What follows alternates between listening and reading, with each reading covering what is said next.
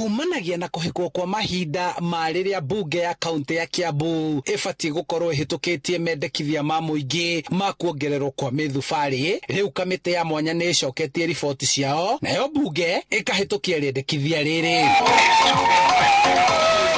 Gavana wa Matangi akoretwo agĩthing'ĩrĩria atongoria a icigo iria ciendekithĩtio gũtuĩka mĩthubarĩ kwarĩria mũingĩ igũrũ rĩgiĩ ũrĩa megũteithĩka na ũrĩa mĩtaratara ya ũthii wa na mbere ĩgũkinyĩra mũingĩ oro na ihenya. Wanabiashara wa Thika, kama mtu anauza nini, kama wewe ni hoka ama ni nini, kazi ile itafanyika tukipata city ni kuimprove mahali wewe unakaa, uishi vizuri na ufanye biashara nzuri.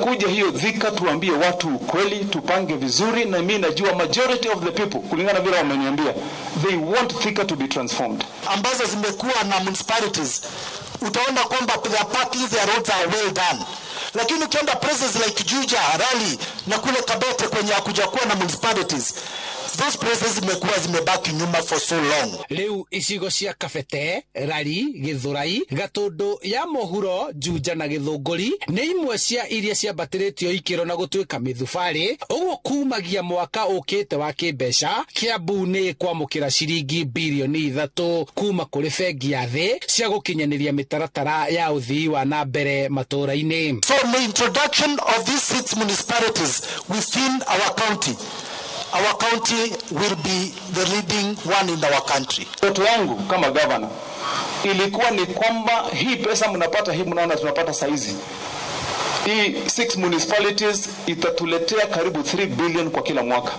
3 billion. Tukiongeza hiyo billion moja tunapata 4 billion. Kwani tutajikuna tukiwa na pesa? Hiyo pesa itakuliwa na mtu sini kwenda kwa watu wetu. Tauni ya Thika ĩrĩa yendekithĩtio kwambatĩrio ikĩro gũtuĩka mũciĩ mũnene ndĩambĩte kũheo maitho kuona mũingĩ gũkũ ndwaiguithanirie wega igũrũ rĩgiĩ itua rĩrĩ. Ũguo kamĩtĩ ya mwanya no ĩgũcoka kũgĩa na cikaro cia mũingĩ kuo nĩguo maranĩrie rĩngĩ. Na lakini wasikia tu wengine mtu anaenda kudanganya watu ati Thika ikikuwa city ati mkate itapanda bei. Nairobi mkate iko bei kali kushinda Kiambu.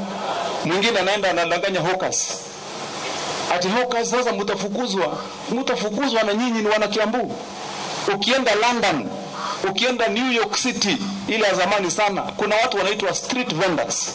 Kwa jina lingine hao ni hawkers. Tofauti ni huyo mtu mwenye ni hawker ama street vendor anakaa kwa njia gani?